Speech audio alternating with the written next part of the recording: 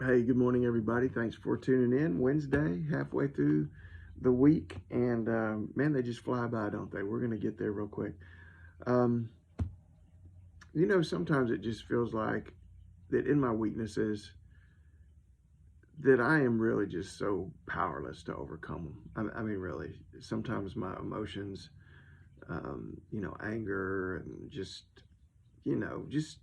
those emotional things that get us can just, it's like we can see it coming, but and we know it's coming, and we know we got to put up the defenses, and we know we got to uh, not let it take control, and it just does it anyway. Temptation, same way. Just just all of the things in our lives that we struggle with. Sometimes it just seems like we're just so weak that we can't even control those things, so that we can stay close to God like we know that we want to, so that they don't get between us and God.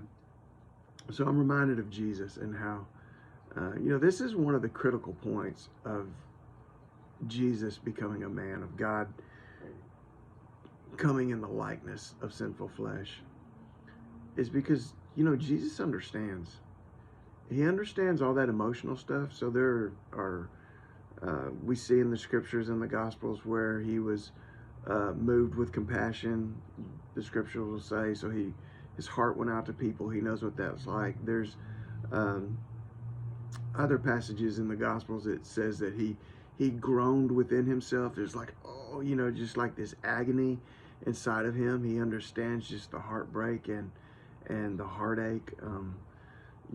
We saw him in the Garden of Gethsemane pray to God, and he just said, look, he said to the Father, he said, if there is any other way, if we can accomplish this any other way, I I don't want to do this. I don't want to go through this. I mean, he understood fleshly appetites, because he walked and he lived in a human body.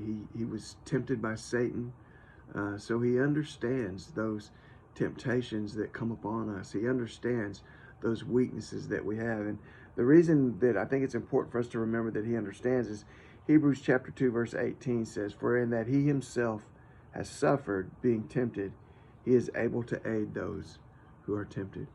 Because Christ understands the fleshly appetites, because Christ understands the emotional, um, uh, I don't even know what, the emotional roller coasters that we can ride on, because Christ understands our weaknesses in the sinful flesh. And because he understands the weaknesses of the flesh, he knows how to help us, and he knows how to aid us, and he knows how to walk with us through it, and he knows how to give us grace.